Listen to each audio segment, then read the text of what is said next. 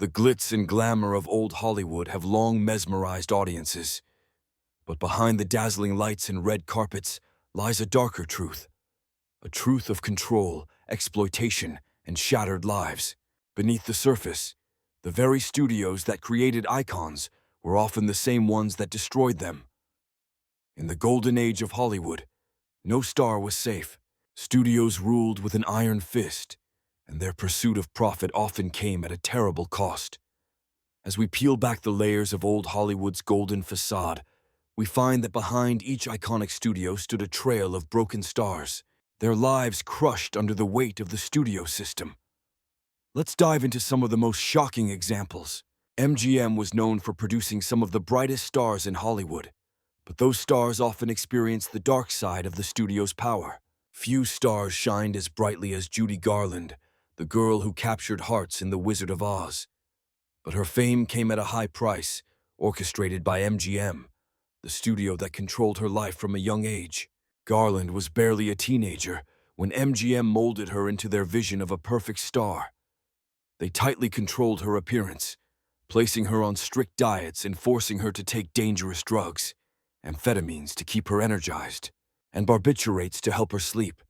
The pressure to maintain her ideal weight and constantly perform weighed heavily on her. The studio's lack of concern for her well-being left Garland with lifelong struggles.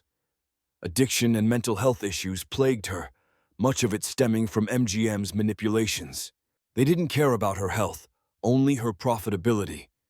MGM's exploitation of Garland shows how far studios would go to create stars, disregarding the human toll.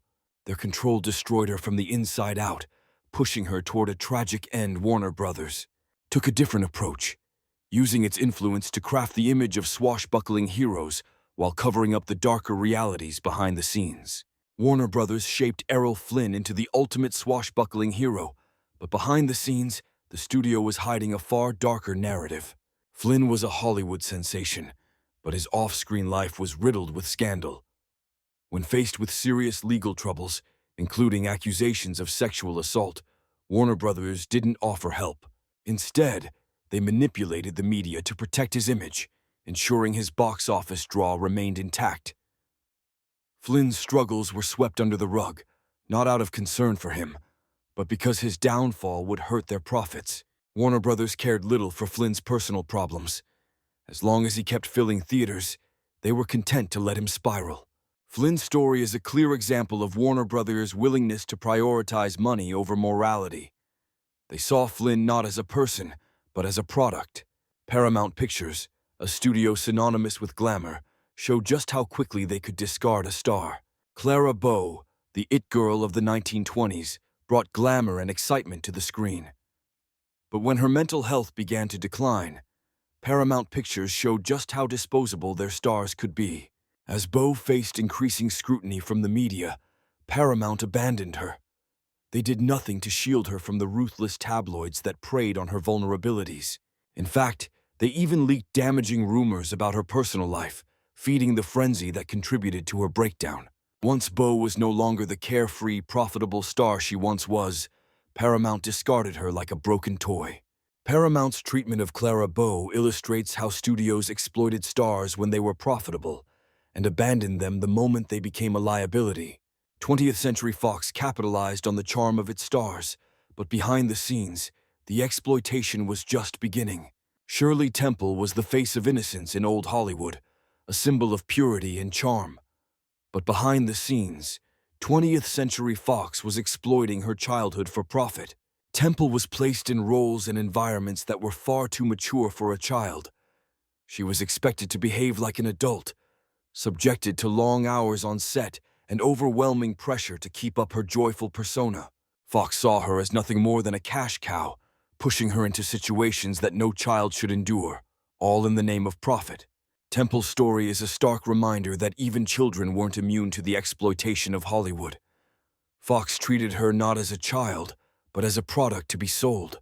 RKO Pictures, a studio that helped shape the careers of countless stars, was not above abandoning them during their most vulnerable times.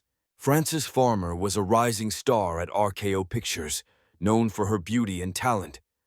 But when she began to struggle with mental illness, RKO turned their back on her.